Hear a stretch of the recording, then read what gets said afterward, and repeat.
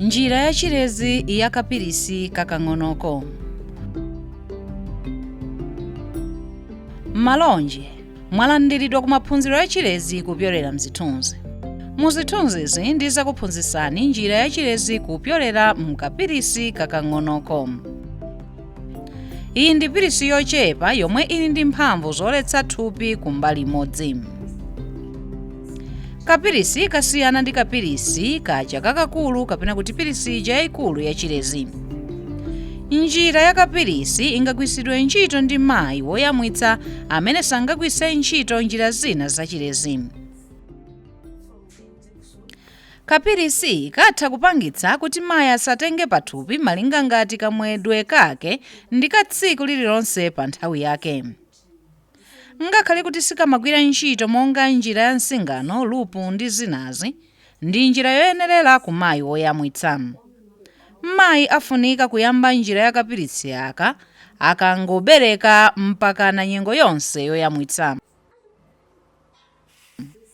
Kuyamwitsa kungapangitse kuti kapilisi kagwire ntchito mwamphamvu. Zotuluka mndondomekoyi ndi izi: amayi ambiri amakonda njira ya chilezi ya pilisi.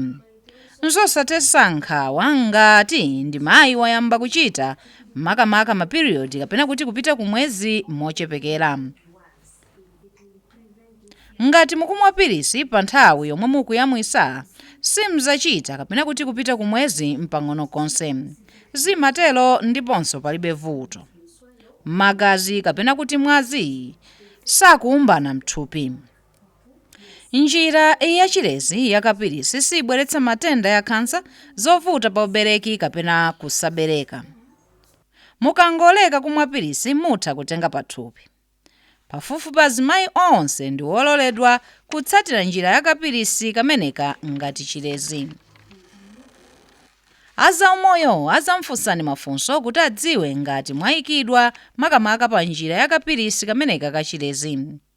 Njira ya pilisi imagwira ntchito motere: tumapilisi tumakhala m'mapekete amapilisi 28 komanso 35. Mapilisi onse amakhala mtundu umodzi ndiponso mapilisi onse ndi amphamvu zoletsa kutenga pathupi. Mungayambe kumwa mapilisi awa ngati mwatsimikizira kuti mulibe pathupi. M'masiku awiri woyamba simfunika kugonana apo mukugwiritsira ntchito mphira za makondomu. Imwani pilisi imodzi pa tsiku pa nthawi yoyikika. Ngati mwatsiriza kapekete kamodzi yambani kena tsiku lotsatira. Mwani kapilisi kamodzi pa tsiku ngakhale pali kugonana kapena ayi. Nkofunika kumwa pilisi pa nthawi yake yoyikika.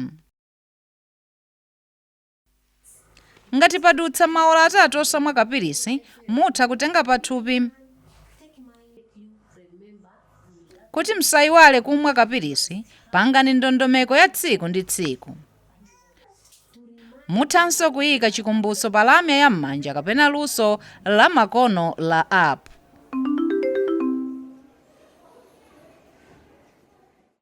Ngati mwayiwala kumwa pilisi, chitani izi: